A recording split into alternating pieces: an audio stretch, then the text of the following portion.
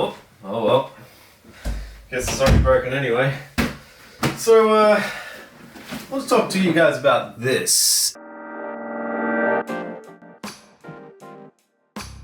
So what's going on? You're here with Nate. This is CrossSpeeds Production, and I want to show you guys, or more or less give you guys my honest opinion on the Antelope Zentour after having it for about a year or 2 years roughly now. I think it's about 1.5 or 2 years. But I've had it for that period of time, and I've really had time to use it on all of my projects and really get used to what it does, what it doesn't do, what it needs more of, or if it's any good at all. I did a review video quite a while back, I think roughly about 6 months ago, and it kind of sounded like this. No, it didn't actually.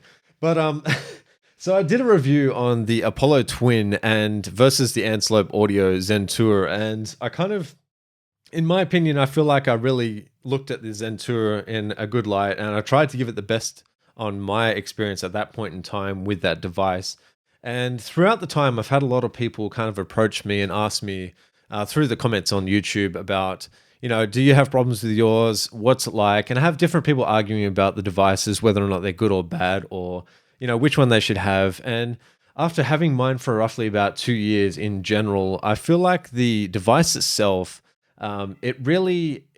it's quite a good device. It's not a bad device. When you load up the interface, which I'll do now, and this is another thing I want to talk about in the actual review video of this after 2 years, you'll soon see what I'm talking about. So when you load the device up, you see this, well, you should see this page here. This is typically what you're supposed to see, and then it automatically launches this if you've got this little button ticked.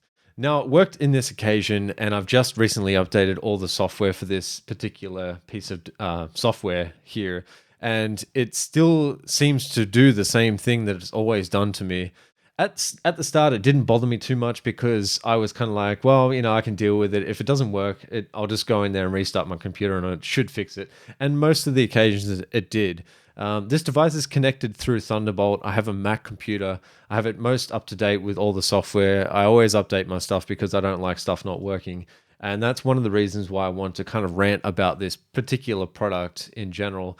Now, when you're looking at this device, it's quite good. I really like the layout of this. I like how Antelope Audio have got their little console, so you can kind of get everything, drag it to wherever you want, and things just work. It works really well in that sense. You don't have to think about it too much. Everything's number and color coded, so it's really good in that sense.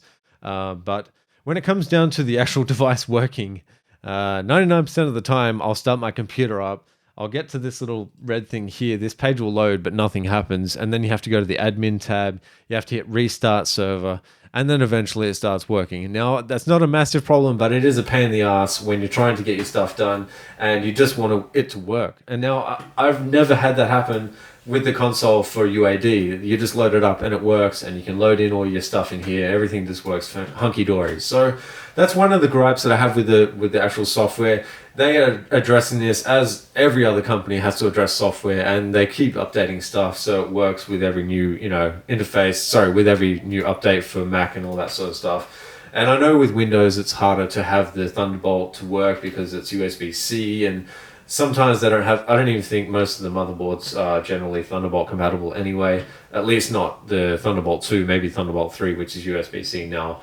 But anyway, so getting onto that, so that's one of the problems that I've had with this. The other thing that I really thought was kind of, not underhanded, but just really annoying as a company for them to do, was when I actually approached them to review their product. So I asked them if I could review their AFX2DAW, which is basically allowing you to do what what UAD is already doing. So UAD have their interface, then you can use their plugins in your DAW. You don't have to load up a separate thing like you would hardware.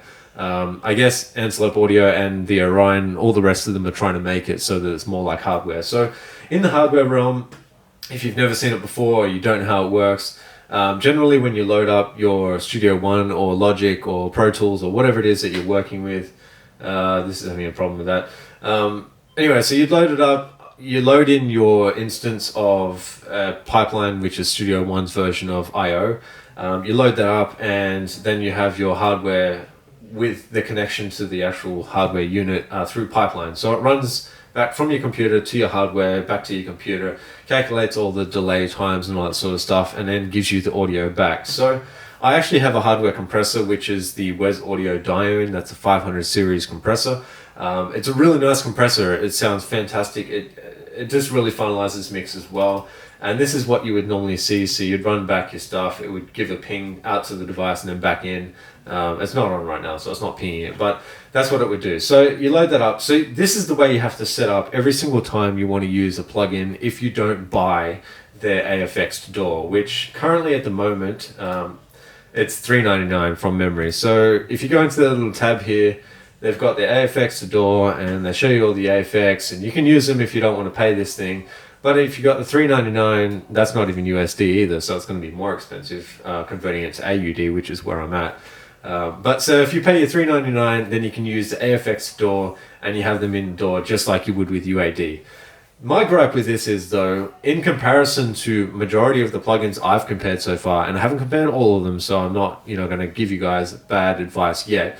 But when I've compared them, for example, the Impressor, which is comparing to the UAD's Distressor, or even the real hardware unit, if you go into the effects tab, actually you'll see all this stuff's running on my vocal right now, my voice. So I've got a preamp 1073, a de-esser, and the another preamp.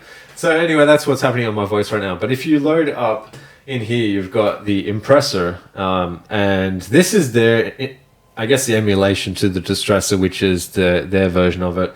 I feel like it doesn't sound as good quality as at least the UAD one does. And that's just my truthful opinion. I've tried it multiple different times and I've stopped using it because I felt like it just really didn't give me the quality that I wanted in the mix. Either it was something with the gain staging or whatever it was with this particular compressor. But then it just made me think, why would I want to spend another $3.99 just to find out that it's still not going to sound as good as the UAD version? Now, this is not a comparison entirely just against UAD. This could be a comparison against, Slate Digital, Waves Audio, all of the plugin companies that make plugins. I'm sure you could get a bunch of Waves plugins for that price. You could probably get their gold edition when it's on special. But I wanted to just talk about this because I felt like, when I approached them, I've kind of seen in the past they've done videos. They go and approach the main YouTubers, maybe a handful of 1 or 2 people, and they do the reviews for their products. And I feel like, okay, that's fine. But these guys are probably going to give them a good review because they're getting given this stuff. And they're not, out there paying for it. And a majority of the time, a lot of companies approach these guys because they're the ones that are bigger influencers on YouTube. Not this, this guy or myself or whoever that's got about 5,000 subscribers. So I felt like if they really wanted to outreach to the people who are in the market, who can, maybe afford this interface or who are looking at it as a whole, to replace their Apollo or to replace something else, they want a Thunderbolt interface. And I'll get to something in as well in a second, but if they want a Thunderbolt interface, then they're looking at this and they're like, oh, should I have it? And then you see people on Google like, oh, has anyone had a good experience with Antelope audio interfaces? I mean, what kind of a question is that? That's back in 2017, but I still keep hearing people every time they make comments on my video from my previous video, have you got problems? Does it ever work for you? Some people say yes, some people say no. I said no for a while because I was trying to not cover the fact that it has issues, but it wasn't bothering me so much that the problems that I was having, they weren't really impacting me too much. But after a while, it kept happening, and it was just like, this is frustrating. And then I approached them to ask them about a plugin, and they're like, no, you can have a 10% discount. I'm like, come on, man. Seriously? What the hell? Anyway, I just thought I would give you guys my honest opinion on so far, after 2 years of having the Zentour, which is Antelope Audio's interface. I know somebody else who has an Orion. I've spoken to other people who have the devices. I used to work at a music store, and all I heard was, we're making profit because we need to, because of the amount of problems we have. I'm like, what is it, user interface problems, or is it somebody else's problems, or is it the actual hardware problems, or what? But like, you don't ever hear that about other products like UAD.